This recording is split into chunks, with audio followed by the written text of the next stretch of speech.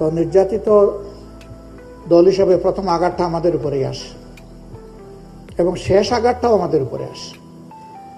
প্রথমে আমাদের নেতৃবৃন্দকে মিথ্যা মামলায় জড়িয়ে একটা ট্রাইব্যুনালে নিয়ে, যেটাকে আমরা বলি জুডিশিয়াল কিলিং, সেটা করা হয়েছে। ব্রিটেনের একটা